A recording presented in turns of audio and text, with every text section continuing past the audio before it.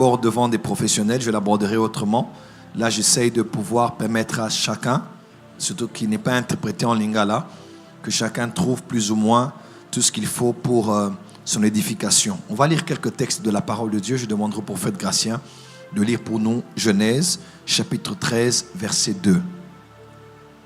On nous présente Abraham, notre père, Genèse 13, verset 2.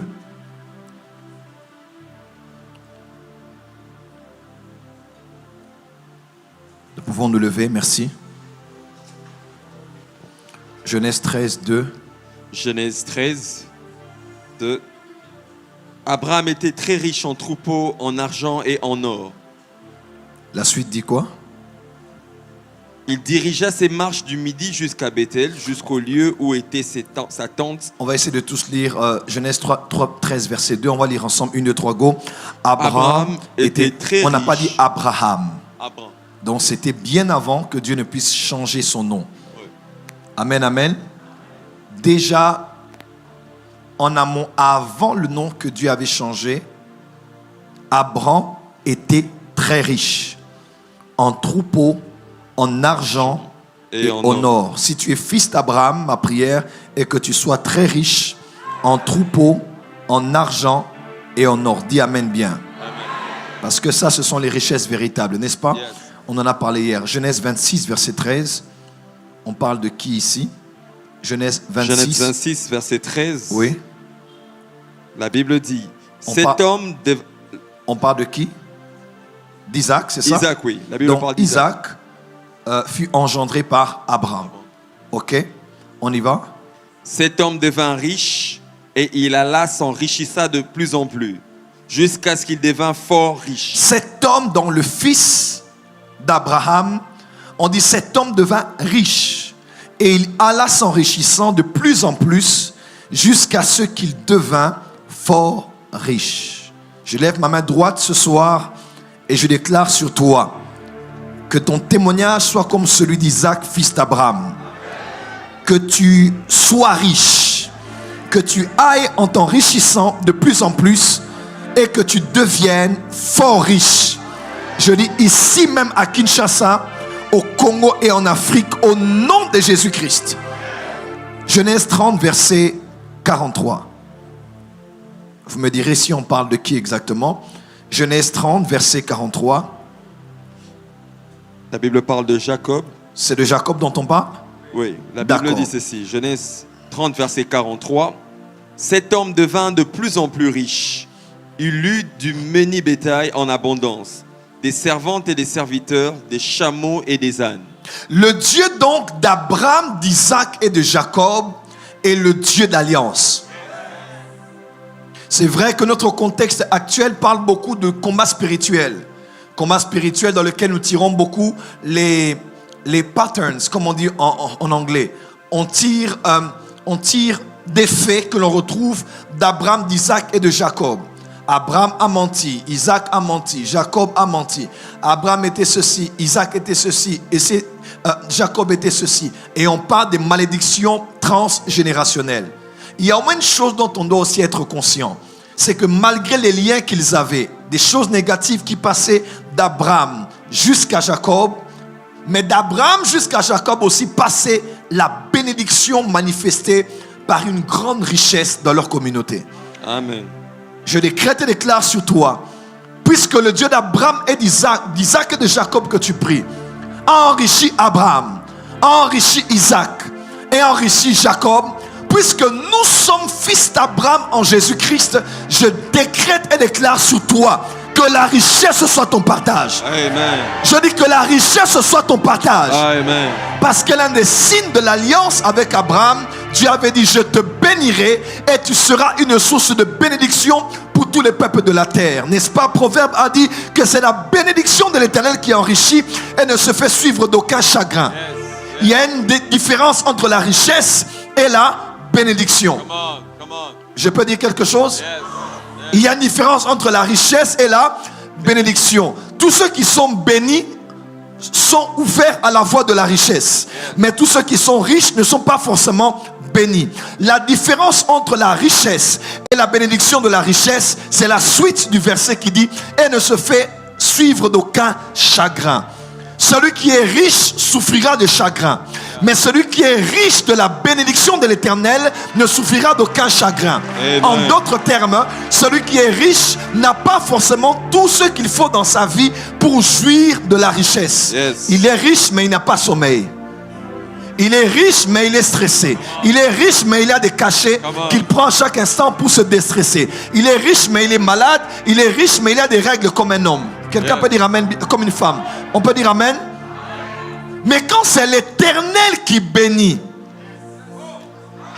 quand c'est l'Éternel qui bénit, je peux avancer. Non seulement tu es riche, mais tu as la santé pour jouir de la richesse. Mais tu as la joie pour jouir de la richesse. Mais tu as le sommeil pour jouir de la richesse.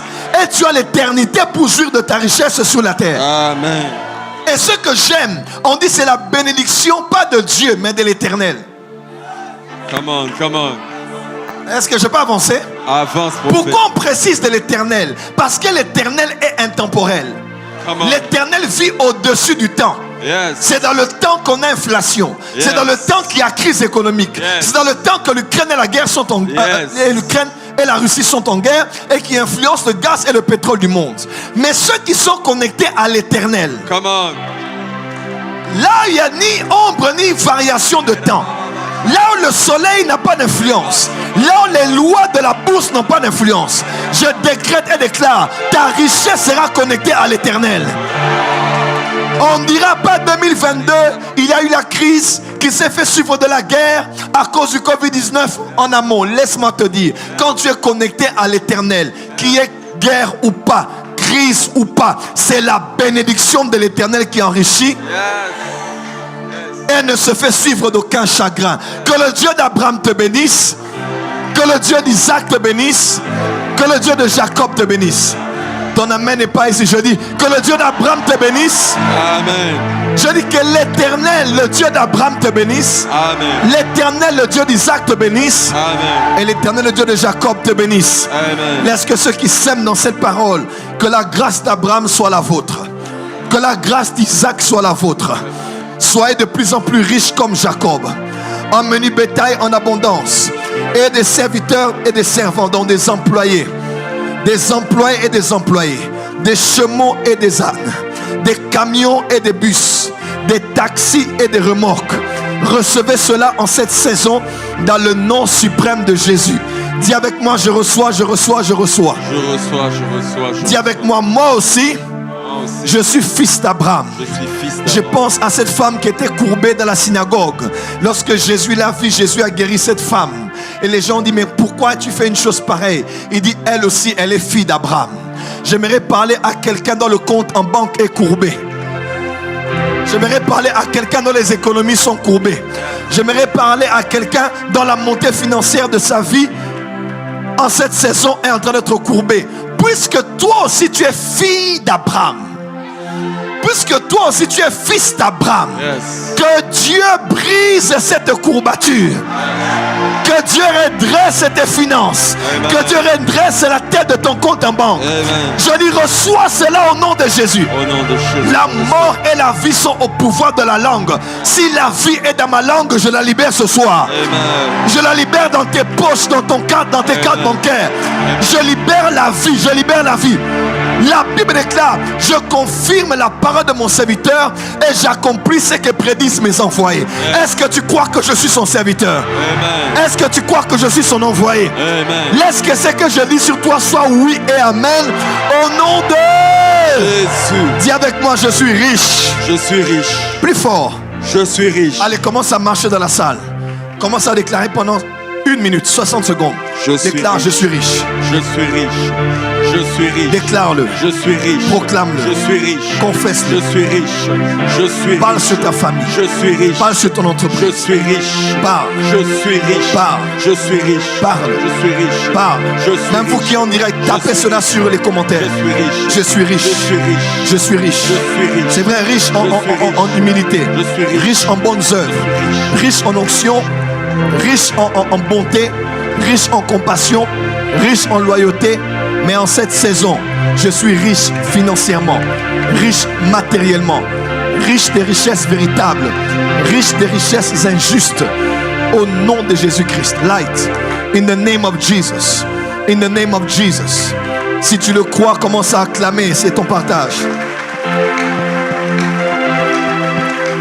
On va terminer avec Jean 4. Évangile selon Jean, chapitre 4. Nous allons lire un seul verset.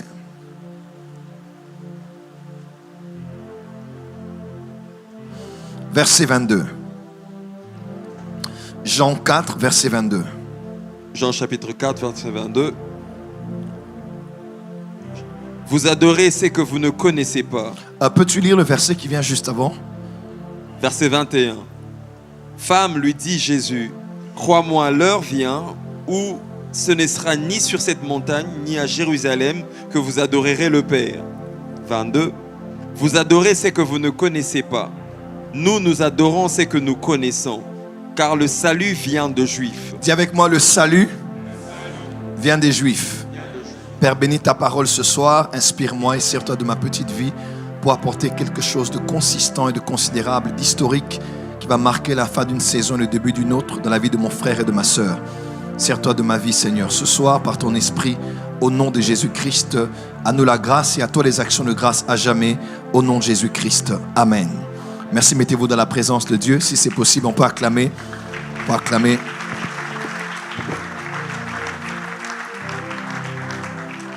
Le mystère de la richesse des Juifs. Le premier jour, j'ai eu à introduire notre séminaire biblique autour du thème le transfert des richesses des derniers jours. Dommage que nous avons perdu la vidéo sur YouTube et je vous ai dit hier de prier puisque je ne sais pas l'expliquer. C'est la toute première fois que cela nous arrive, mais je crois que l'esprit de ce message est encore là et que tous ceux qui ont voulu réécouter ou même qui n'ont pas écouté, ma prière est que l'esprit de ce message soit votre partage, que le transfert des richesses du temps de la fin passe aussi entre vos mains. Car il a dit dans Agé 2, j'ébranlerai les cieux et la terre, le sec et la mer, et je vais emmener les trésors des nations dans ma maison.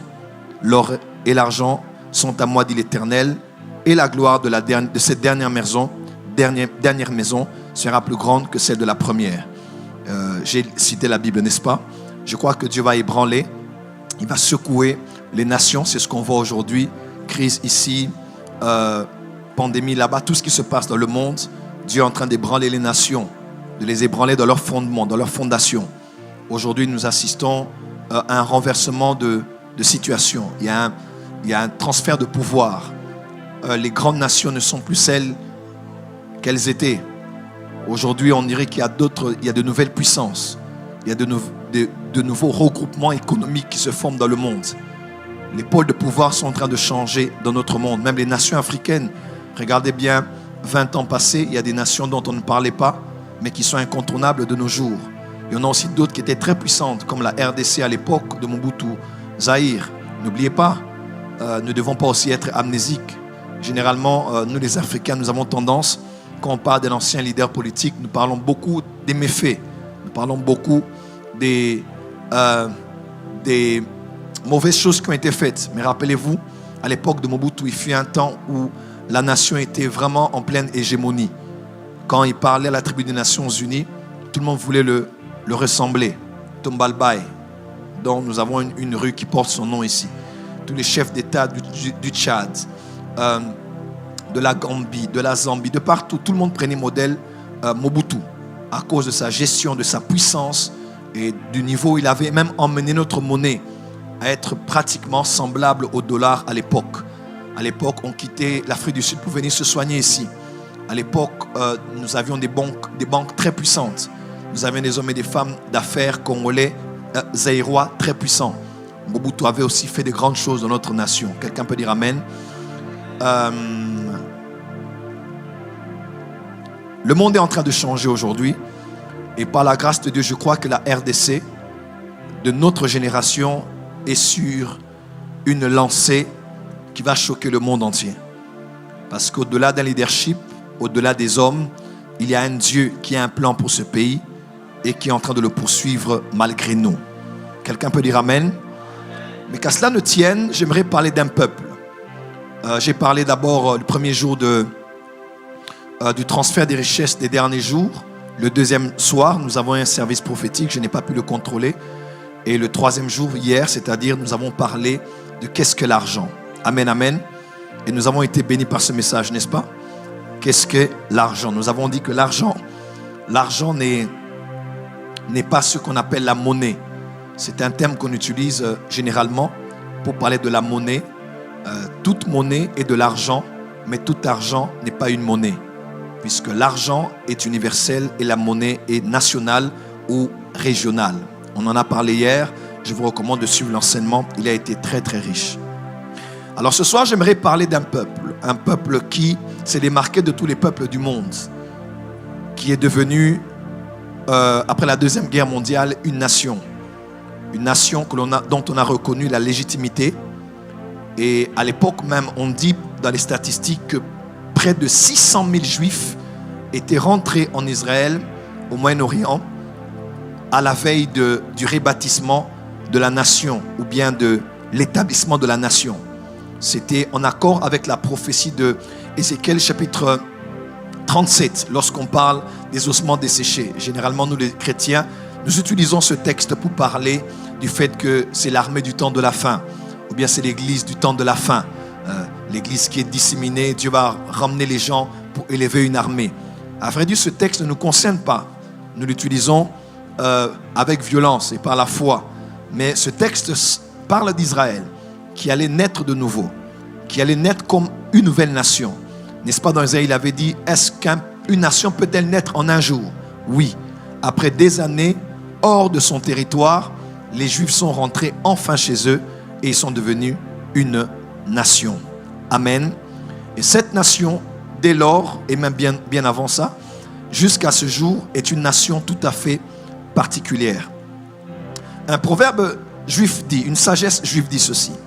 Quand Israël s'abaisse, c'est jusqu'au sable. Mais quand elle s'élève, c'est jusqu'aux étoiles.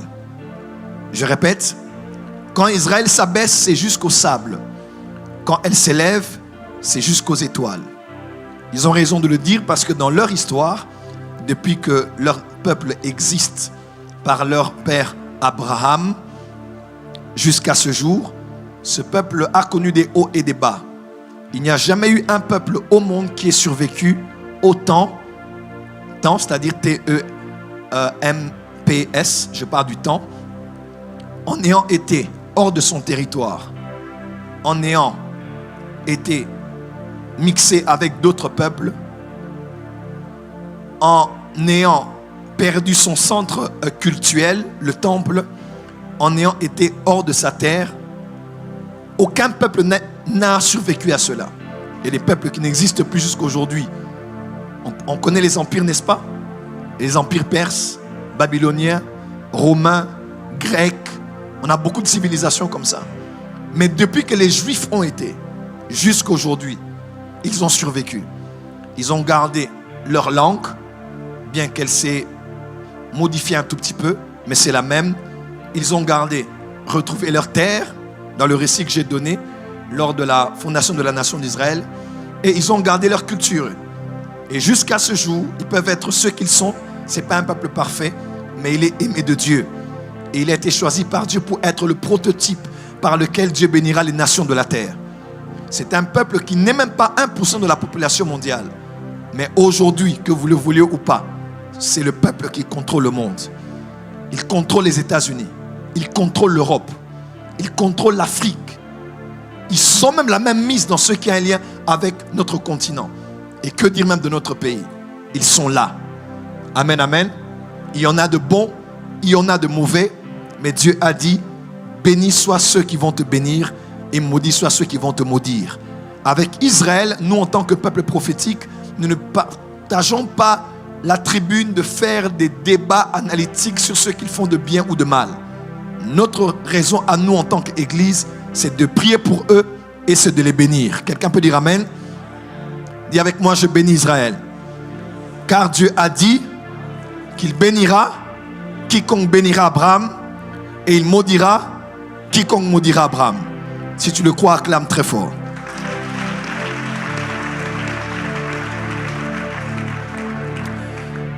Alors, ça peut vous choquer, mes frères et sœurs. Mais ce peuple qui n'est même pas 1% de la population mondiale est le peuple le plus riche au monde ou du monde. Même pas 1% de la population mondiale. Il fut une époque où s'il y avait 100 riches, 100 milliardaires aux États-Unis, 25% étaient des juifs. Si je dois vous parler des prix Nobel, il n'y a aucun peuple à lui seul qui a eu autant de prix Nobel dans différents domaines comme le peuple juif. Et pourtant, ils ne sont même pas plus nombreux que les Congolais. Même pas plus nombreux que les Nigérians. On se pose la question, qu'est-ce qui est à la base de leur richesse? Vous n'allez jamais voir sur un carrefour un juif en train d'attendre le taxi. Vous n'allez jamais entendre parler chez vous dans votre nation qu'un juif est pauvre ou qu'il est allé demander de l'argent chez quelqu'un. Never. Vous allez voir des Togolais le faire, des Congolais de chez nous le faire, des Ivoiriens le faire, mais vous ne verrez jamais les Juifs mendier ou manquer. Ils peuvent manquer, ils peuvent mendier. Mais vous ne verrez jamais cela à cause de l'aspect de la dignité qu'ils ont développé. Ils sont les Juifs et ils sont les numéros 1. Quelqu'un peut dire amen très fort. Il y a un livre que j'ai lu, ça fait pratiquement 7 ans. C'est un livre appelé The Jewish Phenomenon. C'est une compilation de plusieurs études qu'ont fait plusieurs professeurs d'université. Ils ont fait des études sociologiques et anthropologiques. Il y a eu des professeurs de Harvard, des professeurs de Yale, des professeurs de Oxford, de partout, de Cambridge. Ils se sont réunis pour faire des études pour savoir comment ce peuple, qui n'est même pas 1% de la population mondiale, puisse avoir autant d'impact et de mainmise dans plusieurs grands secteurs clés et stratégiques du monde aujourd'hui. Comment cela est-ce possible? J'ai regardé tout à l'heure les informations, comment Elon Musk a fini finalement le deal avec le rachat de Twitter. Il a lui-même tweeté, il a dit l'oiseau s'est envolé. L'oiseau de Twitter là, il s'est envolé finalement. Il a racheté. Et aujourd'hui, Elon Musk est l'homme le plus riche du monde. Bill Gates est très loin. Jeff Bezos l'était récemment. Mais les choses ont changé, la donne a changé. Et cet homme aujourd'hui, sa richesse est évaluée à 250 milliards de dollars. Et il a dépassé finalement l'homme le plus riche de tous les temps, qu'on appelle David Rockefeller. Même quand on parle de Jay-Z et des autres, ils se sont beaucoup inspirés de cet homme. Rockefeller. Quand on parle de Rockefeller aux États-Unis, on pense à l'homme le plus riche de tous les temps, qui a commencé un peu dans l'agroalimentaire et qui plus tard aux États-Unis s'est implanté dans le domaine du pétrole. Il a fixé les barils, il a créé la logistique, tout ce qu'il fallait autour de ça. Il s'est fait une fortune de un peu plus de 200 milliards de dollars. Et Elon Musk a dépassé. Il est allé à 250 milliards de dollars. Et Rockefeller, pour ceux qui ne savent pas, c'est un homme d'origine juive. Quelqu'un peut dire amen? Alors, Jésus a dit, vous adorez ce que vous ne connaissez pas. Nous, on adore ce qu'on connaît. Parce que le salut vient des Juifs. Ça veut beaucoup dire. Hein? Si je dois l'appliquer sur le plan du salut éternel, du salut de l'âme, je peux l'appliquer. Mais à vrai dire, aujourd'hui, le salut du monde vient des Juifs. Il n'y a pas de nation, ou bien un peu plus de la moitié des nations qui tiennent vraiment à leur sécurité. Aujourd'hui, avec le domaine de la sécurité, nous avons tourné à la cybersécurité. Parce que la sécurité n'est plus que frontalière. Elle n'est plus que sur le plan de la communication. Aujourd'hui, avec l'arrivée de l'Internet et du numérique, aujourd'hui, il y a la cybersécurité. Il y a la cybersécurité. Ça fait 10 ans, j'avais un ami qui était rwandais et il avait étudié aux États-Unis. Il m'a dit, nous avons été envoyés en grand nombre ici pour étudier la cybersécurité. Pourquoi? Avec la piraterie aujourd'hui, avec le service des renseignements, on peut écouter les appels, regarder combien de fois les Américains s'étaient plaints que les Russes se soient infiltrés dans le résultat des élections présidentielles lorsque Donald Trump était passé chef de l'État. Et dans beaucoup d'autres situations du monde, ils s'en plaignent. Alors chaque nation ne se protège pas que sur le plan aérien, sur le plan militaire, sur le plan naval ou à l'extérieur de leur territoire. Les nations se protègent aussi sur le plan cybernétique. Aujourd'hui, que vous le vouliez ou pas, nous avons tous Internet. Les grandes informations passent au travers des réseaux sociaux. passe au travers des voies de communication. WhatsApp, on en a souffert récemment, n'est-ce pas? Le matin, on s'est réveillé comme ça, les messages ne partent pas. Certains se sont fâchés contre ceux avec qui ils parlaient, croyant qu'on les a ignorés, et pourtant, il y a eu un bug international. Dis à ton voisin, calme-toi. Ce n'était qu'un bug.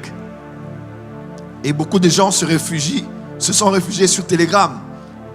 Il y a même d'autres pays où on a refusé l'accès à Telegram. Il y a des pays terroristes comme ça. Parce que c'est par là qu'ils sont passés pour faire tout ce qu'ils font. Et on fait la cybersécurité. Numéro 1 au monde, ce sont les Juifs. Numéro 1. Dans tous les secteurs, armement, sécurité, que ce soit le Congo, le Zaïre à l'époque, le Congo même actuellement, que ce soit le Rwanda, l'Éthiopie, l'Égypte, toute l'Afrique du Sud, toutes ces nations-là trouvent les nouvelles technologies ou la connaissance du monde de l'intelligence. J'aime pas comment on appelle ça ici, l'agence des renseignements. J'aime pas ça. J'aime beaucoup comment on appelle aux États-Unis intelligence. Quand on dit renseignement, ça n'a pas de sens. Ces gens l'appellent intelligence pour parler du fait que ce sont des structures d'intelligence, d'anticipation, de sécurité. Il faut une grande intelligence pour y travailler. Je ne vous ai pas perdu, vous êtes là? Est-ce que vous êtes là? Balancez les mains. Dis avec moi le mystère de la richesse des Juifs. Alors quand ces professeurs se sont mis ensemble pour étudier, ils ont dit, mais on doit comprendre pourquoi ce peuple, je vous donnerai les chiffres tout à l'heure, est puissant.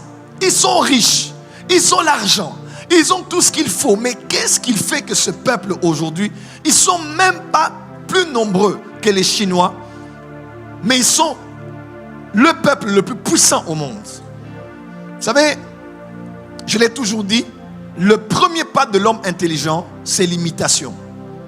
Il n'y a pas de honte à imiter. Vous êtes parents, n'est-ce pas? Quand vous avez des enfants, on pousse l'enfant à parler en l'amenant sur la voie de l'imitation. On dit papa, papa, maman, maman. Pourquoi? On demande à l'enfant de répéter ou bien en d'autres termes, d'imiter. Parce qu'on n'apprend pas tout à la base. Le premier pas de l'intelligence, c'est l'imitation.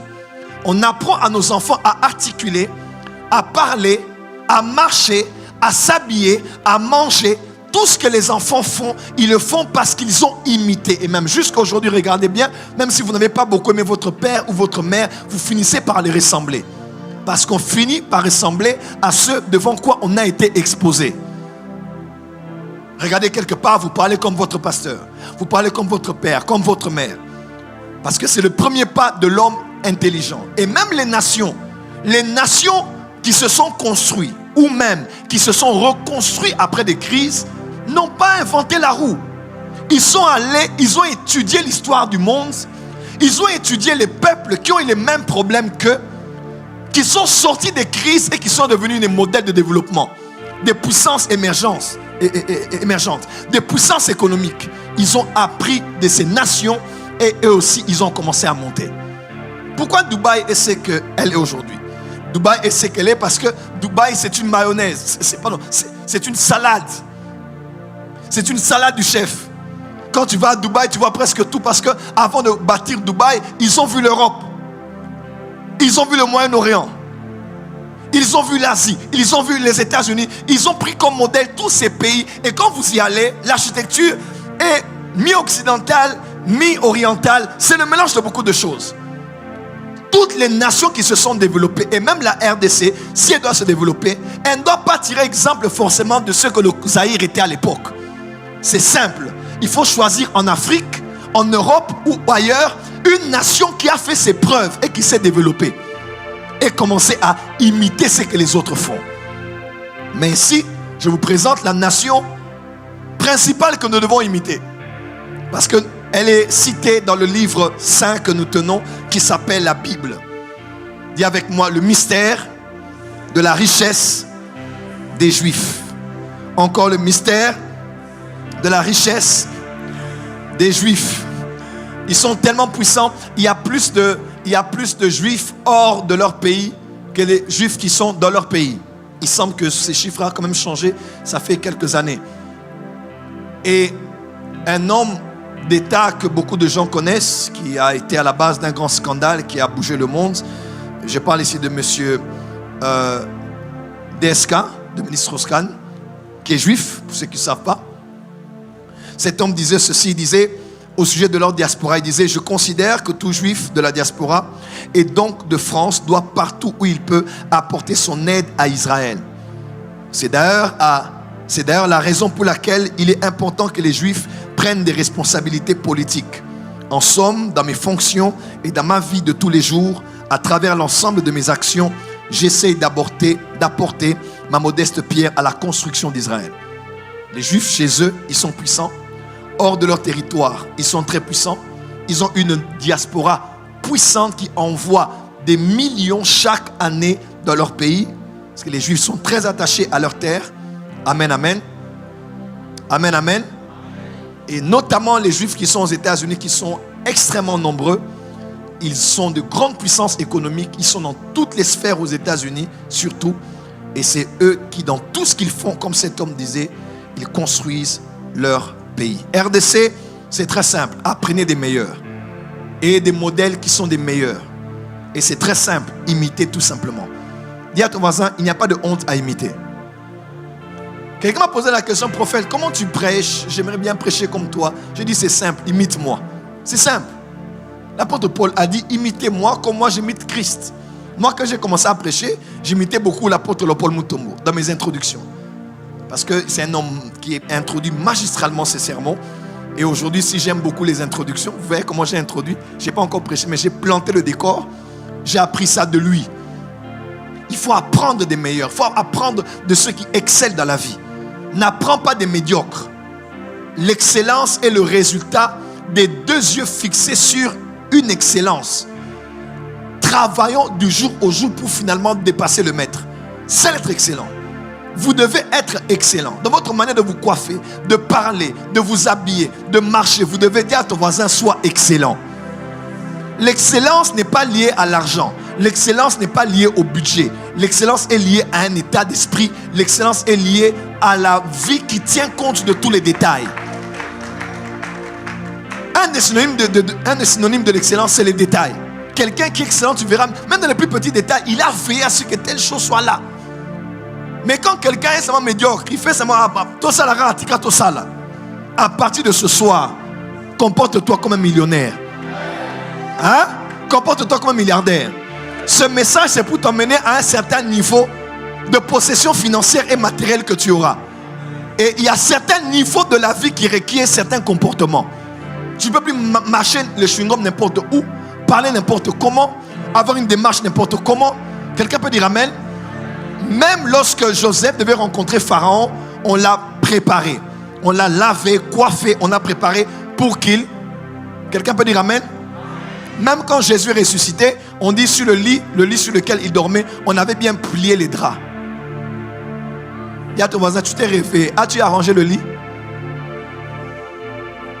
Mais oui. On a dit tout ce qu'il avait. Le linge, on l'avait bien plié. C'était là. Il ne s'est pas réveillé en désordre. Dis à ton voisin, quel est l'état de ta chambre depuis le matin? Voyez, hein? Si quelqu'un ne soigne pas sa chambre, comment va-t-il soigner la vie de Kinshasa? Le salut, l'excellence, comme dis à ton voisin, sois excellent.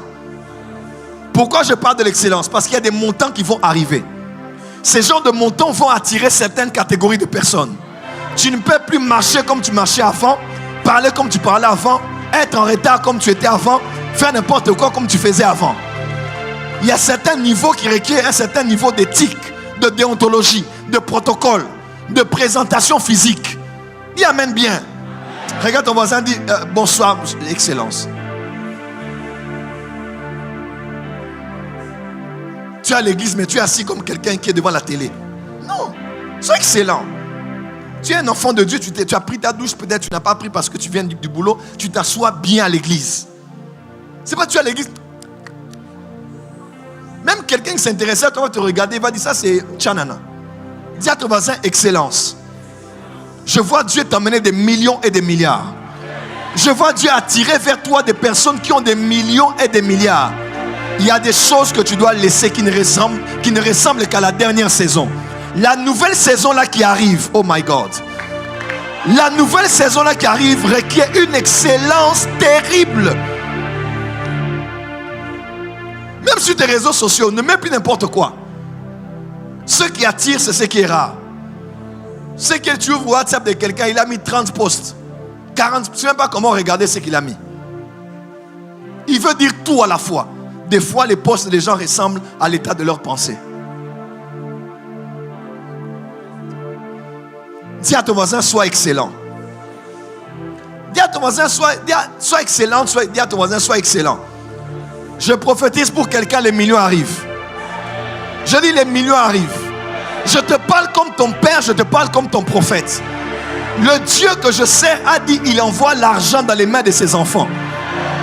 Mais cet argent va attirer les gens de personnes qui ont aussi ce genre de montant. Quelqu'un m'entend?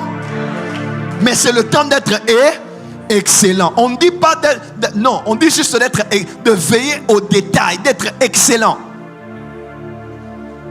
Je parle avec notre équipe de médias ici. Quelqu'un un jour, on a fait quelque chose, ils ont fait l'erreur, une erreur de français comme ça, et ça passait en boucle. J'ai dit non. J'ai dit en temps normal, si c'était RTL qui voyait quelqu'un faire ça, on met ça sur les affiches et les panneaux, on peut t'enlever du travail. Parce que c'est la réputation de la société qui est une multinationale. RTL est ici, RTL est à Brazza, RTL est dans plusieurs pays, n'est-ce pas? Vodacom est en Afrique du Sud et partout. Orange est partout. Celui qui fait une erreur de français, mettant un S où il ne fallait pas, un M où il ne faut pas, on va le retirer du travail. Il peut même être censuré de manière très sérieuse parce qu'il peut faire perdre non seulement la crédibilité, mais aussi de l'argent et du temps. On doit encore refaire la même communication et changer les choses. Un petit détail, un S où il ne fallait pas. Un accent où il ne fallait pas. Une cédille là où il ne fallait pas. Mais nous les enfants de Dieu à l'église, tout ça la caca. Faisons seulement. L'important c'est que Jésus soit glorifié. Non.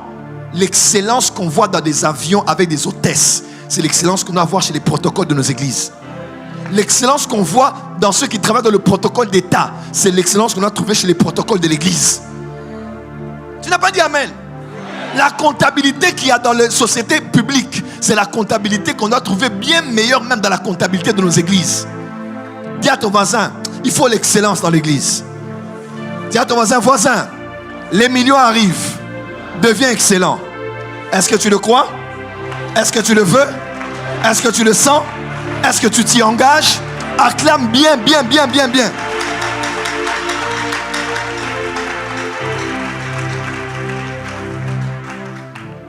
Ce peuple est riche, mes frères et sœurs.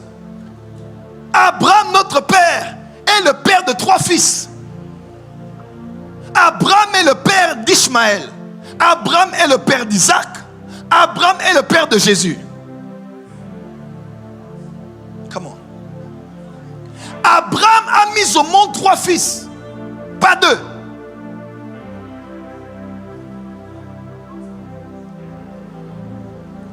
Pas 4. Abraham, notre père, a mis au monde 3 fils. Abraham a mis au monde Ismaël, né d'Agar. Abraham a mis au monde Isaac, né de Sarah. Et Abraham a mis au monde Christ.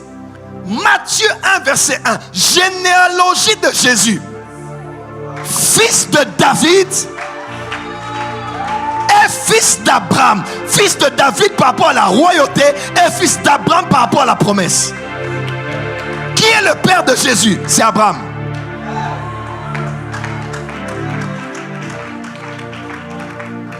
Et ces 3 hommes sont 3 entités représentant et incarnant 3 grands gouvernements, 3 grands systèmes. Par Ismaël, on a notamment les Arabes et la religion islamique. Par Isaac, on a les Juifs, on a le judaïsme.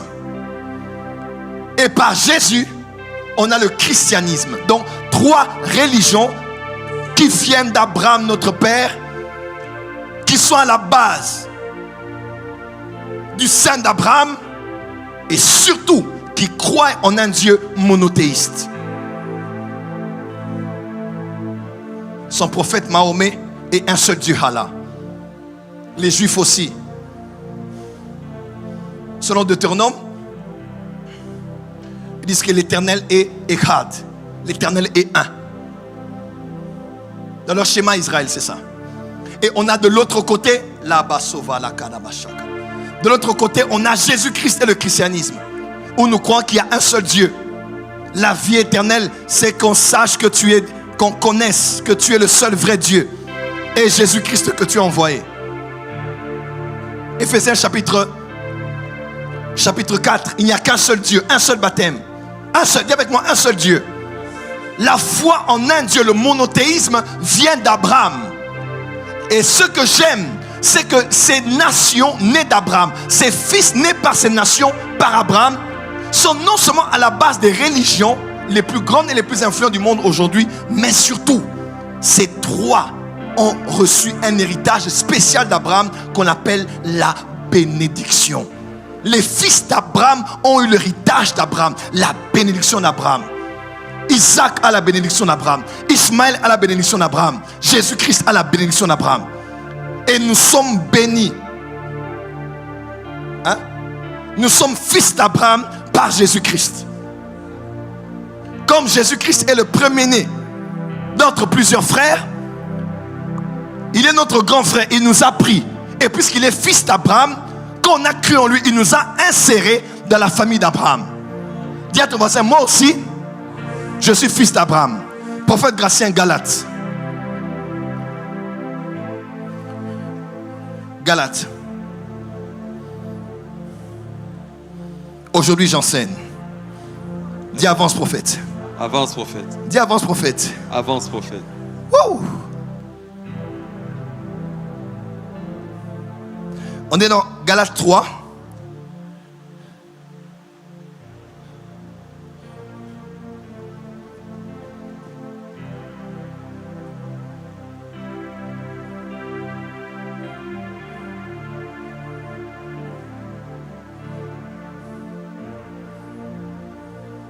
Dis à ton voisin. Nous sommes fils. Nous sommes fils d'Abraham. D'Abraham. Dis-moi, nous sommes fils d'Abraham. Nous sommes fils d'Abraham. Est-ce que tu le crois? Galates 3, verset 29. Galates 3, verset 29, je lis au nom de Jésus. Yes. Et si vous êtes à Christ. Et si vous êtes à Christ. Y a-t-il quelqu'un qui est à Christ ici? Balance la main et dis, je suis à Christ. Let's go. Et si vous êtes à Christ, si vous êtes à Christ, vous êtes donc la postérité d'Abraham. Vous êtes donc la postérité d'Abraham. Héritier selon la promesse. Et dis avec moi, je suis héritier selon la promesse. Selon la promesse. Dis à ton voisin, je suis fils d'Abraham. Je suis fils d'Abraham. Galates 3, verset 7. Galates 3, verset 7. Reconnaissez donc que ce sont ceux qui ont la foi qui sont fils d'Abraham. Reconnaissez donc que ce sont ceux qui ont la foi qui sont fils d'Abraham. Dis avec moi, j'ai la foi. J'ai la foi. Je suis fils d'Abraham. Donc en Christ, nous sommes tous héritiers de la promesse. En d'autres termes, de la même manière que Ismaël est béni, Isaac est béni. De la même manière qu'Isaac est béni, Jésus est béni. Quelqu'un m'entend? Et ceux qui sont d'Ismaël sont bénis. Regardez les musulmans, combien ils sont riches. Il n'y a pas photo, il n'y a pas match. Allez au Qatar. Aujourd'hui, Paris Saint-Germain, c'est le Qatar. La prochaine Coupe du Monde, c'est le Qatar. C'est la Coupe du Monde la mieux organisée, la plus financée de tous les temps. On n'a jamais eu ça. Ils ont construit des stades partout en plein désert. Ils ont mis des infrastructures, la climatisation. C'est incroyable ce qui va se passer. Je vous dis, incroyable cette Coupe du Monde. Je vais trouver même une place pour aller même à la finale. Oui, oh, mais il faut s'offrir. On a dit des petits plaisirs, n'est-ce pas? Je ne sais pas qui je veux soutenir, mais je veux commencer à sauter seulement. Et dire à mes enfants, j'étais au Qatar, Qatar 2020. C'est 2022-2023. Bon, Qatar. Le reste, 22-23, vous allez vous débrouiller après culte. Dis avec moi, avance prophète. Dis encore ça, mon fils. Dis encore, avance prophète. Arabie Saoudite, le pétrole du monde est entre leurs mains aujourd'hui. Au peuple là. L'organisation des pays producteurs de pétrole. C'est eux qui ont l'argent du monde aujourd'hui. Qui ont le pouvoir. Pétrodollar. C'est eux qui ont l'argent. Et c'est même pas eux. C'est la bénédiction de papa. Parce qu'ils sont fils, que tu dises il est musulman ou pas, il est arabe ou pas, que tu les aimes ou pas, il y a quelque chose dans leur ADN. La promesse est liée au sang. La bénédiction est liée à l'ADN. Dis amen bien. Dis amen bien. Agar était africaine, n'est-ce pas? Agar était africaine. Elle pleurait. Dieu ne l'écoutait pas. L'ange a dit, je suis descendu parce que j'ai entendu le cri de l'enfant. Alors, ange, tu n'as pas écouté les miens? Non. C'est quand l'enfant a crié que le Dieu d'Abraham a agi. Pourquoi? Parce que dans cet enfant-là, il y avait l'ADN d'Abraham. La spiritualité angélique est attirée par la qualité du sang. La qualité de l'ADN. Je parle à quelqu'un qui est ici. Que les bonnes choses de ton ADN crient en cette saison. Que les bonnes informations dans ton sang crient en cette saison. Ah, dis avec moi, je suis fils d'Abraham. Et à cause des gènes, la bénédiction est tombée. C'est les musulmans. Aujourd'hui, ils ont tout acheté en Angleterre. Les malls, les stades. Ils ont presque toutes les équipes de football qui existent au monde aujourd'hui. Ils ont tout pris, tout.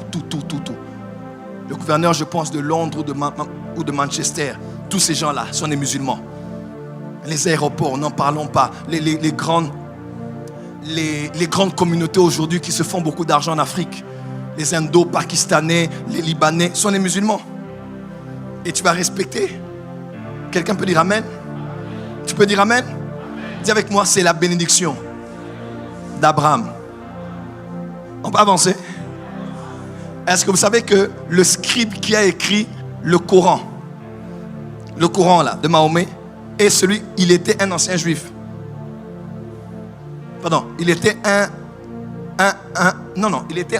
il était anciennement dans le judaïsme. Mais à cette époque-là, c'était tellement devenu compliqué d'être juif parce qu'ils avaient tellement mis des restrictions. Après, il est allé et ils ont fait autre chose. 1000 ans après la naissance du christianisme. Quelqu'un peut dire amen? Alors, les juifs sont extrêmement, j'en parlerai tout de suite, ils sont extrêmement bénis. Tous les grands hommes que vous voyez, dis à ton voisin, est-ce que tu as Facebook dans ton téléphone? Qui est sur Facebook ici? Mark Zuckerberg, qui a la tête de Facebook, de Meta. Meta qui comprend quoi? Il a quoi? Il a TikTok. TikTok est à lui. Il a WhatsApp. Il a Instagram. Il a Facebook. Messenger, c'est à lui aussi. Messenger, c'est à lui. Ok. C'est à lui. Et Mark Zuckerberg est un juif. Dis à ton voisin. Dis à ton voisin. Que veut dire pénombre? Regarde ton voisin, dis que veut dire pénombre? La pénombre, dis à ton voisin, la pénombre veut dire quoi? Attends la réponse. Aujourd'hui, lorsqu'on n'a pas de réponse, on pose la question à Dieu. Mais puisqu'on sait que Dieu, lui aussi, son réseau, des fois, ne s'occupe pas de certains sujets, on ne recevra pas la réponse. Seigneur, c'est quoi la pénombre? Il ne parlera pas. Bien qu'il parle. Mais Dieu a créé d'autres dieux sur la terre. On a Google. Pénombre, on te donne la définition. Même la suggestion est faite. On met définition pénombre. Tu tapes et tu vois. Même avant de cliquer, tu vois déjà. Ceux qui ont fait Google, juifs. Google là, juif. Dis amen bien. Hier, j'ai mis mon jean... Lévi-Strauss. Juif. J'étais très déçu par la dernière Wonder Woman, puisque j'aime bien Marvel. La femme là, juive. Elle a même été Miss en Israël. Dis avec moi, le salut vient des juifs. Je vous donnerai ici les statistiques. Ils sont tellement riches au monde. Aujourd'hui, on a un nom d'Anne Getler ici, à Kinshasa. Tout le monde connaît ce nom. À la base de beaucoup de polémiques. Jusqu'aujourd'hui, là, on ne sait pas, mais il ne meurt pas, il ressuscite toujours. Je n'entre pas sur sa vie, je ne sais pas quel deal il a avec les gens ici, mais c'est un nom connu. C'est un juif. Quand on parle du Katanga, on parle des juifs. Si on étudie même l'histoire, les premiers juifs qui sont venus au Congo, les synagogues, et jusqu'aujourd'hui, comment le président actuel, Félix Tshisekedi, a travaillé pour renouer, bien accélérer, parce que ces choses avaient déjà commencé, mais accélérer ces choses, renforcer les relations bilatérales entre Israël et la RDC. On comprend qu'on a compris. On ne peut pas être béni si on n'est pas connecté avec Israël. Dis amen bien. Est-ce que vous savez quand le président Mobutu à l'époque, à la tribune des Nations Unies, avait plus pris la part de l'Égypte que d'Israël à l'époque de la guerre, et il a encouragé les pays à rompre les relations diplomatiques avec Israël. Parmi les pays qui n'avaient pas totalement rompu, il y avait la Côte d'Ivoire. Et Houphouët-Boigny, son palais présidentiel avait 12 portes. Comme exactement le temple de Jérusalem. Et on avait même pris un olivier qu'on avait planté là. Je ne sais pas si c'est le contraire qu'on avait pris, qu'on a planté en Israël. Mais ils avaient de bonnes relations. Et en Côte d'Ivoire, chaque année, le gouvernement libère de l'argent pour les voyages qui doivent être faits pour aller en Israël. Et s'il y a des pays où les Africains partent beaucoup en Israël, c'est la Côte d'Ivoire aussi. Et regarde leur PIB. Regarde comment ils sont en train de se développer. Parce que celui qui est connecté à Israël, dis amen bien. Dis à ton voisin, fais-toi de nouveaux amis. Il faut aussi chercher à avoir des amis juifs. Le Congolais est tellement réduit dans sa tête à cause de Thompson que quand on voit un chrétien près d'un juif, on dit c'est la Kabbale. Ça, c'est les résultats de Thompson. Surtout aux filles, les yeux là. Je te dis. Donc quand on voit aujourd'hui le drapeau d'Israël là, hey, Kabbale. Talit, Kabbale. On parle un peu d'Israël comme ça, et voilà. On sait où il va vous amener. Boko matiku na ba Kabbale. Yondo ebi Kabbale, bisoto ebité. Dis à ton voisin, le salut vient des Juifs. Pour vous choquer. Vous savez quoi? Jésus n'était pas Mongala. Jésus, le Fils de Dieu, n'était pas Moutswahili. Même pas Moutete là. Jésus n'était pas quelqu'un du Libéria ou bien nigérien ou nigérian. Jésus n'était pas tchadien. Jésus n'était pas français. Jésus était juif. Quand Jésus reviendra, pas l'enlèvement, quand après 7 ans, quand nous allons revenir sur la terre avec Jésus, il ne viendra pas comme Seigneur de l'église, comme dans l'enlèvement. Parce qu'il y a 2 événements. Après maintenant là, il y a le réveil du temps de la fin. Il y a l'enlèvement de l'église. Jésus viendra dans les nuées, on ne le verra pas. C'est nous, les chrétiens morts et vivants, qui allons être emmenés au ciel. On appelle ça l'enlèvement. Nous, on sera au ciel. Ici, il y aura les 7 ans de la grande tribulation, qu'on appelle aussi 3 ans et demi de tribulation. Et l'autre 3 ans et demi, la grande tribulation, parce que ça va être pire. On aura l'antichrist, gouvernement mondial, 666 et tout le reste. À la fin, maintenant, là, il y aura une guerre où Israël sera attaqué par tous les voisins. Ils sentent même que les États-Unis vont lâcher Israël. C'est quand ils vont commencer à crier là qu'ils vont voir celui qu'ils ont percé. Il posera les pieds sur la montagne des Oliviers. Cette montagne va se fendre. Il semble déjà qu'il y a comme une fente qui se crée déjà là, aujourd'hui, dans l'écosystème. Jésus va descendre là. Et là, tout œil le verront. Quand on donne ce verset, on donne la preuve qu'Internet aura lieu. Parce que si tout le monde devra le voir, il devra avoir un live Facebook. Ou un live Instagram. Au point où tout le monde le verra. Non, mais ceux qui sont en Afrique verront comment ce qui se passe à la montagne des Oliviers. Si ce n'est pas par un live. Voilà pourquoi les prophètes disaient des choses qu'ils ne comprenaient pas. Mais c'était très souvent l'image de ce qui allait arriver demain. Dis à ton voisin, bienvenue à la porte des cieux. Est-ce que je peux avancer? Et quand on reviendra avec Jésus là, on reviendra pour le retour glorieux. Il ne viendra pas comme Dieu, il viendra comme le Messie des Juifs. Il viendra comme le rabbi, le rabbin. Il enseignera les mystères de tous les temps qu'il y a dans la Torah. Il aura sa base à Jérusalem. Ceux qui ne viendront pas adorer là n'auront pas l'appui de leur pays. C'est là qu'on va régner avec Jésus pendant 1000 ans. Et Jésus reviendra comme un juif. Et avec moi, Jésus est un juif.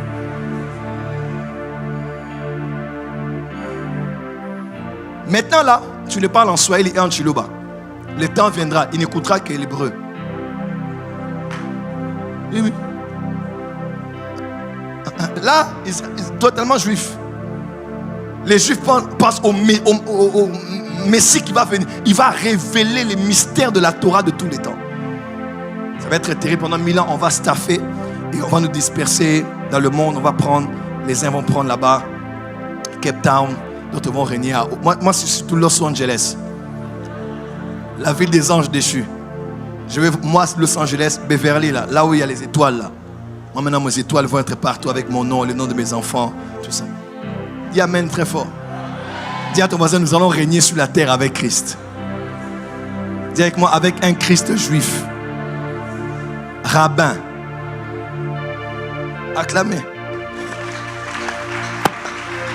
Pourquoi les Juifs? C'est le choix de Dieu. Il a voulu que ce soit comme ça. Il les a aimés.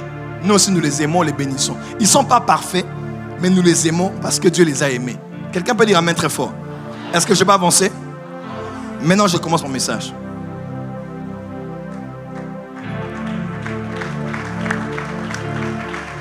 Ce soir, il n'y a pas de prophétie, pas d'impactation. Ce soir, je vous impacte avec l'enseignement. Est-ce que quelqu'un aime cet enseignement?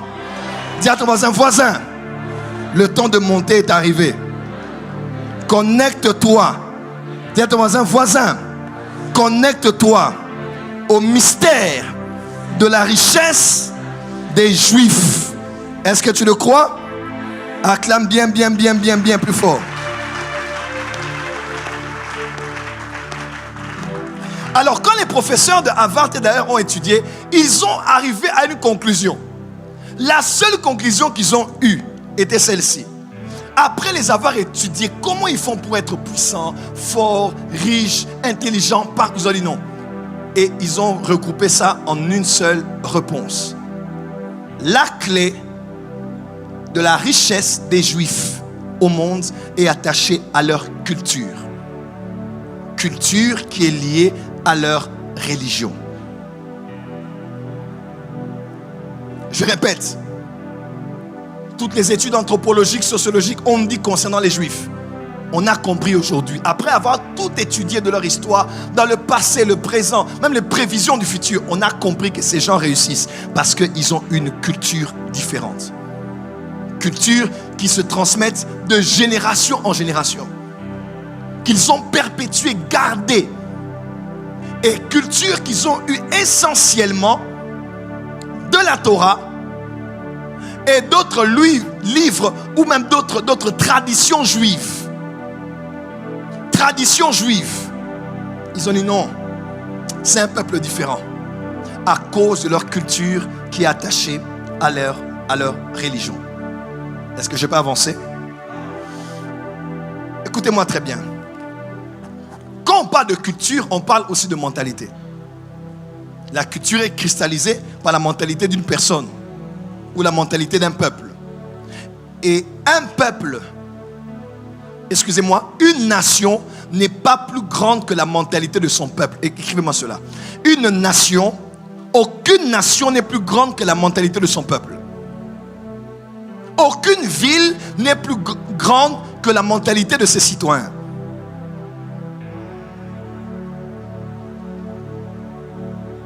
Ce ne sont pas de grandes villes qui font de grands citoyens, mais de grands citoyens qui font de grandes villes. Ce n'est pas un grand pays qui fait une grande population, mais une grande population qui fait un grand pays. Et quand on parle d'une population, on ne parle pas de sa démographie, on ne parle pas de sa multiplicité culturelle, ethnique et linguistique, comme la RDC. On parle de son logiciel interne, de son programme, de sa mentalité. Un peuple ayant une mentalité obsolète aura une nation en retard. Un peuple qui a une mentalité excellente aura une nation excellente. C'est le peuple qui fait la nation et non le contraire. La porte des cieux n'a rien à voir avec le micro et tout ce que vous voyez. La porte des cieux, c'est la qualité du leader et la qualité des gens qui viennent ici. C'est tout. C'est tout. Si la porte des cieux est un grand peuple, l'église aussi sera une grande église. Ce n'est pas la grande église qui fait un grand peuple. C'est le grand peuple qui fait une grande église. Alors la RDC n'a pas besoin d'abord de travailler les routes. Elle a besoin de travailler les routes qu'il y a dans les cerveaux du peuple congolais. Et si on peut faire les deux simultanément, ça serait une bonne chose. On travaille dedans, on travaille dehors. Et le plus grand problème, c'est la culture, la mentalité, le logiciel qu'il y a dedans. Qu'est-ce qui fait des Juifs ce qu'ils sont? Ils s'habillent pareil. Généralement en noir et en blanc. Des fois en noir, avec un peu de blanc. Ils sont comme ça. Ils ne portent pas comme toi, tu portes, tu t'habilles flashy. Pas forcément. Surtout ceux qui sont là, les vrais conservateurs, ils sont pareils. Quand tu les vois marcher en groupe, tu as l'impression qu'ils viennent de l'école. Avec des chapeaux, des phylactères, des titis, les talit avec leur kippa et consorts. Mais tu peux le voir comme ça, tu penses que c'est ton ami. L'argent qu'il a dans son compte, il peut t'acheter. Dis à ton voisin, le but ce n'est pas de paraître riche, mais c'est d'être riche. Les Africains sont tellement complexés. Ils ne travaillent pas à l'intérieur, ils travaillent à l'extérieur. Dès qu'il a l'argent, Gucci. Dès qu'il a l'argent, DG, tu es grand. Dès qu'il a l'argent, loué soit le véritable. Élevé. Dis à ton voisin, le but n'est pas de paraître riche. Dis à ton voisin, le but, c'est d'être riche. Dis à ton voisin, deviens riche en cette saison. On peut avancer?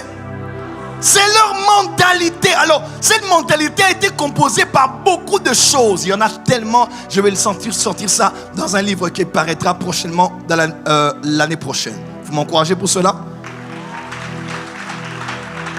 Mais je vais épingler 4 ou 5 éléments qui fait que l'on puisse comprendre ce grand mystère qui fait de ce peuple ce qu'il est, sur le plan économique en particulier. Qu'est-ce qui fait des Juifs ce peuple si riche, si puissant? Je vais épingler 5 à 6 choses. Est-ce qu'on peut avancer? Acclamez encore et puis je vais les citer ainsi que les commenter. Acclamez bien, bien, bien.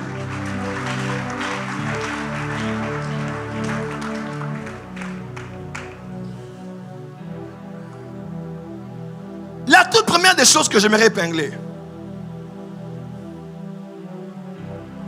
La première chose qui fait des Juifs,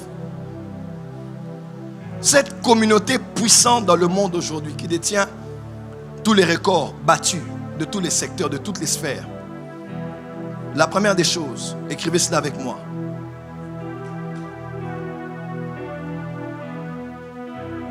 C'est sa connaissance de Dieu. Point. Écrivez sa connaissance de Dieu et de ses commandements, si tu veux. Je préfère parler de la connaissance de Dieu. Quand vous allez chez les Juifs, pas tous aujourd'hui, les choses ont beaucoup changé avec le temps. Si on peut voir à l'œil de Fatima, chez certains musulmans, chez les Juifs, on voit autre chose qu'on appelle le mezouza. Dis avec moi mezouza. Vous ne savez pas, vous allez taper sur Google, vous allez trouver. Dites avec moi le mezouza. Le mezouza, c'est un petit coffret. Un petit coffret dans lequel on a placé des textes de la loi, de la Torah, de Deutéronome, le schéma Israël notamment. On le place à l'intérieur et à l'extérieur, il y a un signe. Il y a un signe sur le mezouza. Ce signe-là, c'est une des lettres de l'alphabet hébraïque, le Shin. Dis avec moi Shin. Encore Shin. Encore. Plus fort. Encore. Plus fort. Je crois que c'est la 21e lettre de l'alphabet hébraïque. Je crois. 21e lettre. Tu peux regarder? Je crois que c'est Shin. C'est Shin Tav. Ok. Je crois que c'est la 21e lettre. La 22e c'est Tav.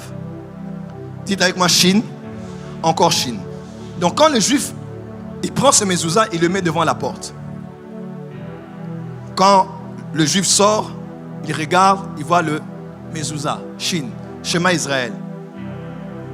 Il part au travail, il part à l'école, il part à l'université, il va à ses occupations. Quand il rentre par là, il voit encore cela et il entre. Et autrefois, il faisait même un bisou à cela. Voilà. Certains font un bisou, d'autres non. Mais souvent, il va venir, il va baiser cela et il va sortir. Et quand il rentre aussi, pareil. Ils vont le mettre à la maison. dans l'entreprise, dans sa société, dans son magasin. Le mezouza est là, il est partout. Je suis allé voir la librairie du Temple qui est à Paris. J'ai acheté des tout petits trucs comme le chandelier, des talits. C'est vraiment dans un quartier juif. Alors j'arrive là, je regarde et à l'entrée il y avait un mezouza, un gros mezouza comme ça, avec la lettre Shin, parce que Shin a le symbole comme du feu. Et Shin, c'est la lettre de Shaddai. Dites-moi Shaddai. Encore. Plus fort. Et le Shin est aussi sur leur monnaie, shekel. Le Shin est aussi sur le nom de leur armée. C'est toujours Shi. Et le Shin de Shaddai, quand on parle de Shaddai, on parle du Dieu d'Abraham. Il a dit à Abraham, je suis le Tout-Puissant. Je suis le... Marche devant ma face et sois intègre. Je suis le tout. Je suis Shaddai. Je suis El Shaddai. Alors, Shaddai veut dire beaucoup de choses. Shaddai veut dire les mamelles. Celui qui a des mamelles.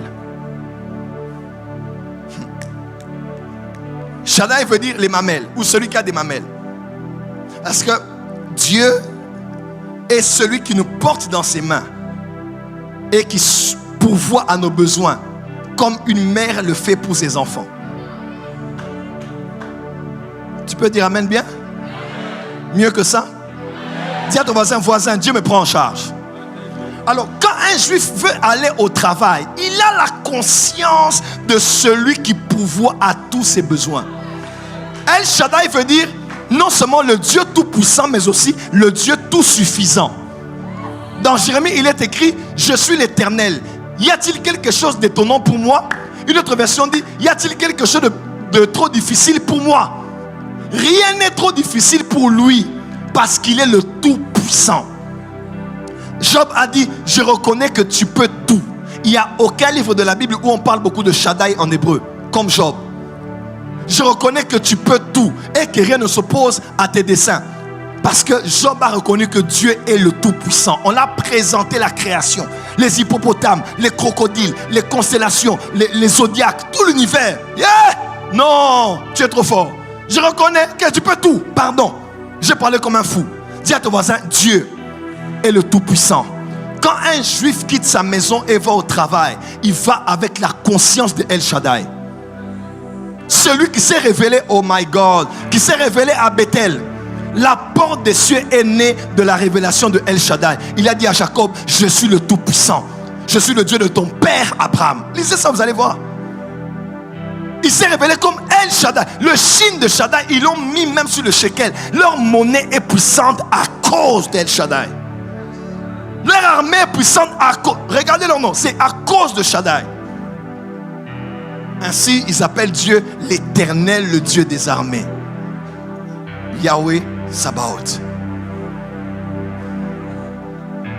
Ce n'est qu'un symbole, mais c'est dans leur tête. C'est dans la mentalité. Ils sont programmés à sortir et à rentrer avec un Dieu qui pourvoit à tout, qui nous suffit en tout et qui nous protège en tout. Il est aussi Shin comme le feu, le symbole du feu, parce qu'il est un feu dévorant. Il brûle nos ennemis et nos adversaires. Dis à ton voisin, Dieu sera le feu dévorant dans le monde des affaires. Tout celui qui va oser avec tes finances, il rencontrera El Shaddai. Les Juifs ont la connaissance de Dieu. Ils ont la connaissance. Ils peuvent être même homosexuels. Mais les Juifs ont la connaissance du Dieu d'Abraham, d'Isaac et d'Israël. Et le peuple qui connaîtra son Dieu fera des exploits. Agira avec fermeté. La connaissance de Dieu est à la base de tout grand changement qui commence dans la vie. C'est comme tu connais Dieu, celui qui est ton allié, tu sais que tu n'es pas n'importe qui. Ça me rappelle l'histoire de la fourmi sur l'éléphant. La fourmi était sur l'éléphant et l'éléphant traversait le pont dans un village. Ça faisait tellement de bruit, tous les mouvements là. Le village était en train d'avoir peur. Ils ont dit, mais cet éléphant, il est tellement fort. Et quand ils étaient au-dessus, la fourmi disait, on y va, on y va, on y va, on y va. Et quand ils ont traversé, sont arrivés, la fourmi a dit, oh, on a bien traversé ce pont. La fourmi sur l'éléphant. Dis à ton voisin, je ne suis qu'une fourmi. Mais celui sur qui je me tiens.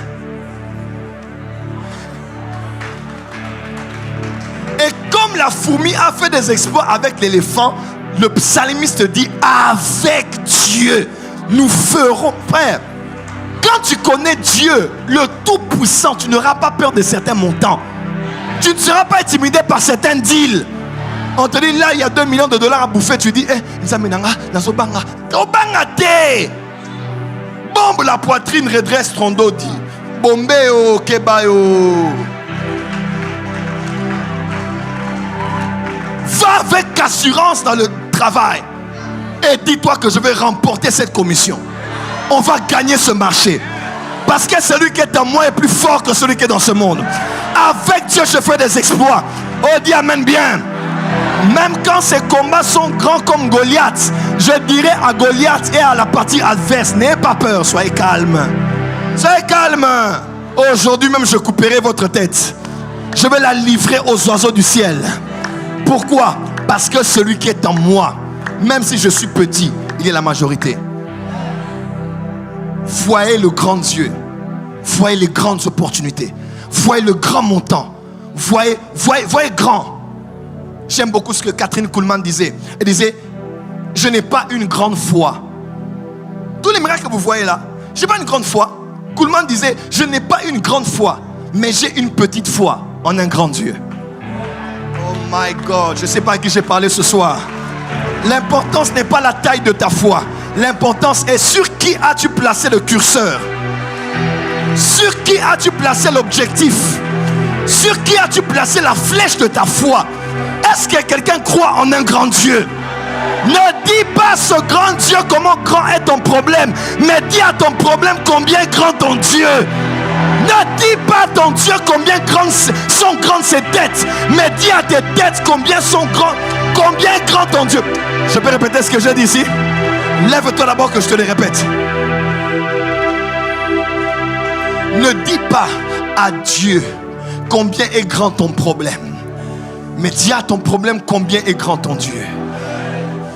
Ne dis pas à ton Dieu combien sont grandes les dettes du loyer, mais va dire à tes dettes de loyer combien est grand ton Dieu. Ne dis pas à Dieu combien sont nombreux tes ennemis, sont grandes leur puissance, mais dis à tes ennemis combien est grand ton Dieu. Les Juifs sont riches comme ils sont parce que dans leur tête ils connaissent Dieu, ce Dieu qu'on les apprend dès qu'ils sont tout petits. Mettez-vous s'il vous plaît. Je peux avancer? Je peux avancer? Je peux avancer? Je vais te donner 2 éléments et je continuerai la suite après, d'accord? Quand un juif la sauva la cam. En l'an 70, après la naissance de Christ, il y a la destruction du temple de Jérusalem. Il y a eu notre fameux tremblement de terre au niveau de la Odyssée qu'on a vu à Rome. C'était durant cette période-là que finalement les rabbins et les autres se sont décidés de commencer à institutionnaliser ce qu'on appelle la bar mitzvah. En cette saison-là, il était obligatoire pour les enfants d'étudier à partir de l'âge de 6 ans. Ils doivent aller dans les écoles rabbiniques. 6 ans. C'est vrai déjà qu'on avait cela de manière un peu informelle. Mais ces choses ont été vraiment, vraiment solidifiées à cette époque-là. Jésus, on se rappelle, à 12 ans, il était au temple, n'est-ce pas? Voilà. Mais à 6 ans, tous les mâles juifs, allez, on y va. École rabbinique, comme les musulmans. Il va apprendre la parole. Jusqu'à 12 ans, quand il fait sa bar mitzvah, il a la maîtrise de la Torah. Et sans qu'on ne le sache, l'avantage du judaïsme, de cette religion, c'est leur livre saint, c'est d'abord les Nevim et les Ketuvim, la Torah, d'accord, la loi et les prophètes. Mais la langue hébraïque est une langue riche. Pour connaître Dieu, il faut connaître la Torah. Pour connaître la Torah, il faut connaître la lecture. N'est-ce pas? Et il faut savoir lire et écrire pour apprendre la Torah. Donc, en d'autres termes, la prédisposition religieuse faisait que les enfants devaient apprendre à lire et à écrire. Plus loin que ça, la langue hébraïque est une langue très riche. C'est une langue, j'ai oublié le terme exactement, c'est exactement comme le grec. C'est une langue numérique. Ok? Numérique. Donc chaque lettre a une valeur numérique et a une image qu'on appelle une épigraphie. Ok? Le Tav, par exemple, c'est la dernière lettre de l'alphabet hébraïque, 22e. Elle a une valeur numérique et elle a une épigraphie. C'est comme l'image d'une croix comme ça, d'une croix. Et puis le Aleph, la première lettre, anciennement, l'épigraphie était semblable à une brebis, un animal. C'est ainsi que les Juifs disent, les Juifs messianiques disent, Jésus est l'alpha et l'oméga. Il est l'agneau. Et à la croix, le Tav, à la croix, il a tout achevé. Je peux avancer? Donc quand on étudie l'hébreu, on étudie les chiffres et les lettres. Et quand on veut faire les interprétations, comme avec un principe qu'on appelle la gamatria, on doit faire des calculs pour connaître le sens des chiffres. Par exemple, Jésus dit dans l'Apocalypse, il dit celui qui a de l'intelligence. C'est ici celui qui a l'intelligence et la sagesse. Parce que le nombre de la bête là, il faut calculer. C'est 666. Les Juifs connaissent ça. Parce qu'ils savent calculer les lettres et les chiffres ou les lettres pour en tirer un sens prophétique et significatif. En d'autres termes, les Juifs ont la prédisposition d'étudier. La communauté juive est l'une des communautés les plus éduquées du monde. Les prix Nobel, ils sont les numéros 1. Pourquoi? Parce que les Juifs étudient beaucoup. Ils connaissent les écrits. Dans le domaine des lettres, n'en parlons pas. En tant que juristes, avocats, historiens, ils ont toujours été numéro 1. Médecins les plus brillants. Ils ont une éducation extraordinaire. Une instruction extraordinaire. Tout ça, c'est l'avantage de la religion. Écoutez-moi, il faut que le christianisme cesse d'être une religion qui abrutit les gens. On parlait avec maman aujourd'hui, il faut qu'on instaure même à la porte des cieux. En un mois, il faut un cours d'entrepreneuriat. Gratuit. Il faut les cours d'anglais français. Maman, vous savez bien, maman a CPLI. How are you, maman?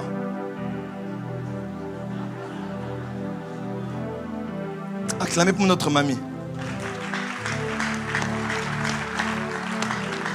Oui. Donc une religion a prédisposé les gens. Et vous savez que ceux qui ont beaucoup étudié, ils sont plus aptes à occuper certains postes. N'est-ce pas? Que ceux qui font des travaux manuels et pratiques. Parce que l'éducation est la base du développement. Si j'ai un profil, peut-être en Afrique c'est compliqué, mais dans d'autres pays, on nous offre du travail sur Internet. Quand tu présentes un profil particulier, tu as 1000 chances d'être embauché. Dis à ton voisin, il faut étudier. Dis à ton voisin, il faut étudier. Les millions tombent entre les mains des gens qui ont étudié. Quand tu vois comment Elon Musk a racheté Twitter, il a dribblé. Il était là, il n'était pas là. Il s'est désisté, il a avancé. Et puis il a voulu, il regardait comment les choses évoluent. Et puis paf, il a donné un coup, il a acheté Twitter. Et sa richesse directement à un autre niveau. Tout ça là, tu ne peux pas faire ça seulement parce que tu parles la langue. Tu dois maîtriser les graphiques, maîtriser la bourse, maîtriser les courbes, maîtriser les tendances, maîtriser... Il y a beaucoup de paramètres à maîtriser. Ce n'est pas juste les chics, la maman, les mêmes... Non. Dis à ton voisin, tanga.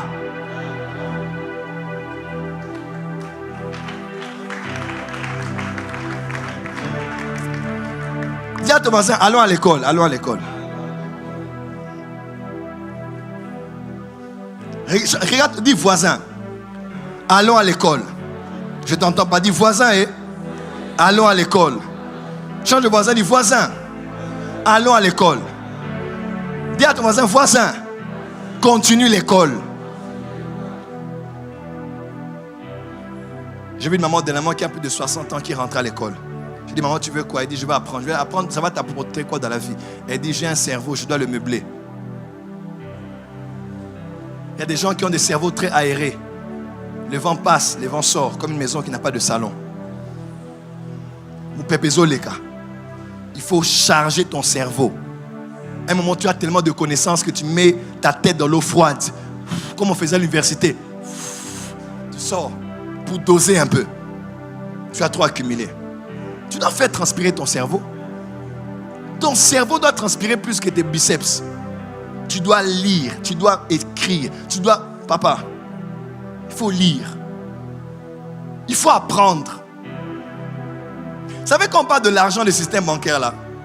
L'une des familles qui tient la plus grande banque au monde, c'est la famille Rothschild. Vous savez ça? Cette famille-là, ce sont des juifs. Vous ne les verrez jamais sur Forbes Magazine. Non, Forbes Magazine, on a mis numéro 1 au Nathan Rothschild. Jamais, parce que c'est eux qui sont les propriétaires. On ne les met jamais, mais c'est eux qui gèrent les statistiques. On ne les voit pas. Que Kanye West ait perdu l'argent avec Adidas ou pas, ils s'en moquent. Ils sont là en 7 générations. Ils se sont transmis la richesse de père à fils. Jusqu'à aujourd'hui, ils sont riches. Calme en Europe. Ils ont tout. Ils ont les banques, ils ont tout. Ils ont l'or, ils ont tout. Jusqu'à aujourd'hui. Je prie pour toi. Je dis, je prie pour toi. Que Dieu fasse de toi un homme intelligent. Une femme intelligente. Et quand on parle de banque, ce n'est pas question de parler la langue. Tu dois connaître la banque. Tu dois connaître le monde économique. Voilà pourquoi ce séminaire ne vient pas pour vous dire l'argent tombera du ciel comme Miracle Money. Non, ce séminaire est venu pour vous équiper afin de vous préparer demain à avoir l'argent de ce pays entre les mains. Mais il faut un peu d'intelligence. Il faut que tu saches comment on fait des emprunts. Je vais avancer. Je peux dire quelque chose. Comment les Juifs ont le système bancaire? Bon, je vais me limiter là, puis je vais clôturer. Ont le système bancaire en main.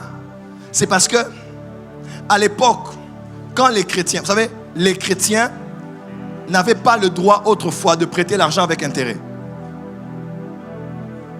C'est pour ça qu'à un certain niveau, les chrétiens avaient stock. À part le catholicisme qui avait géré les choses autrement. Et le pouvoir économique était centralisé sur Rome. Les trésors, l'or, l'argent, tout ça se trouvait centralisé à Rome. Quelqu'un m'entend?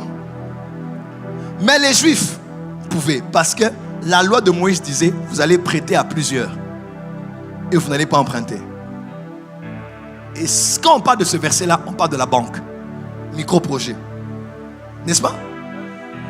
Vous allez prêter à plusieurs. Dieu parlait du système bancaire depuis Deutéronome. Lève la main et dis, Seigneur, je reçois. Jésus même dit, dans la parabole des talents, n'est-ce pas? Il dit, mais il fallait mettre ça à la banque. Pourquoi? Parce que les Juifs ont déjà système, il y a qu'au défi ça. L'histoire de 2 Rois 4, là, vous pensez que c'est léger? Les dettes que le père prophète avait là, c'était par rapport à quoi? Il y avait même une prédisposition qui disait que ses enfants pouvaient même aller travailler pour payer la dette, être libérés peut-être le jour du jubilé. Tout ça, ils connaissaient le système de prêter avec intérêt. Rothschild, c'est des Juifs. Ils ont les banques comme ça entre leurs mains. Dis à ton voisin, défie ça. Dis à ton voisin, mais fouta capé. Pourquoi tu ne viens plus à l'église? Ah, ça ne va pas à l'église. L'église là-bas, je suis découragé. Papa, tu as la dette. Rentre. Il y a des gens qui inventent des raisons pour lesquelles ils ne viennent plus à l'église. Ils ont des dettes des gens. Tu vas se dire, qui a encore blessé le cœur de cette sœur? Azana Nyongwabatu. Elle fuit. À partir de ce soir, tu ne prêteras pas. Pardon, tu n'emprunteras pas, mais tu prêteras à plusieurs. Et on te donnera avec intérêt. Parce que tu deviens banquier au nom de Jésus. Je dis, tu deviens banquier au nom de Jésus. Alors, je vais clôturer ici. Je vais juste vous lire quelque chose que l'on m'a envoyé aujourd'hui. Permettez que je lise ça pour vous. Ça m'a beaucoup quand même choqué, mais j'aimerais quand même lire ça pour vous. Permettez. Quand je finis de lire, on va se lever pour prier. D'accord?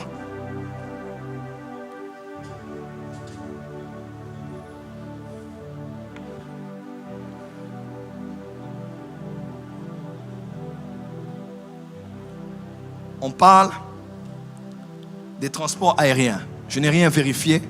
Je vous le lis tel que je l'ai reçu. Air Kasai. Il semble que ça appartient à la Russie.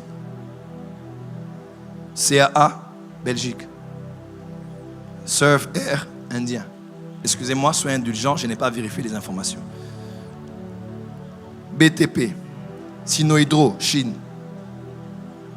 Crex 7, Chine. Safricas, Belge. Demacto, européen. Mining, KCC, Suisse. Tengefurume, chinois. Ivanhoe, Canada. Banque, EcoBank, Togo. Equity, Kenya. Standard Bank, Afrique du Sud. Access Bank, Nigeria. FN Bank, Nigeria. Sophie Bank, Liban. Solidaire Bank, Liban. Agroalimentaire, Sokin, Liban. Alliance Business International, Ex-Congo Futur, Liban. Grande distribution, Kin Marché, Inde. GG Market, Inde. Kin Mart, Liban. Hyperpsaro, Grèce. SNK, Inde. Galaxy, Inde. C'est sur 24, hein? Shoprite, sud-africain. Transport routier, Transbenz, Liban. Transgazelle, Liban. NRG, Inde. TRC, européen. Boisson gazeuse, Canadienne pure, Inde. American Water, Liban. Eden, Chine. Bralima, Hollande. Bras Congo, France. Assurance, Activa, Cameroun. Rossure, Inde. Sunu Assurance, Afrique du Sud. Sonas, RDC.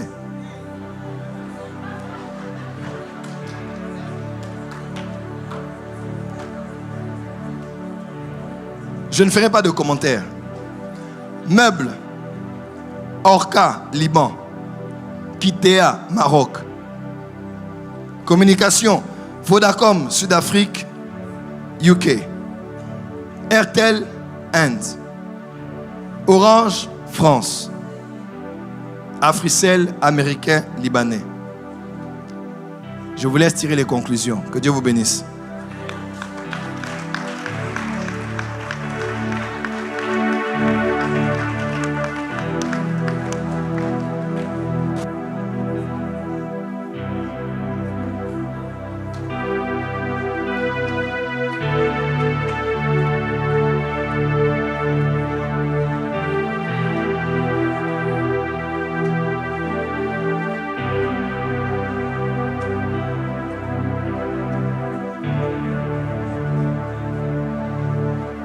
Il faut acclamer, il faut pleurer, il faut prier. On ne sait pas. On ne va même pas prier. Ce soir, on ne prie pas. Dis à ton voisin, réfléchissons. Change de voisin, dis voisin. Réfléchissons. Je ne fais pas de commentaires. J'ai fini mon message. Que Dieu vous bénisse.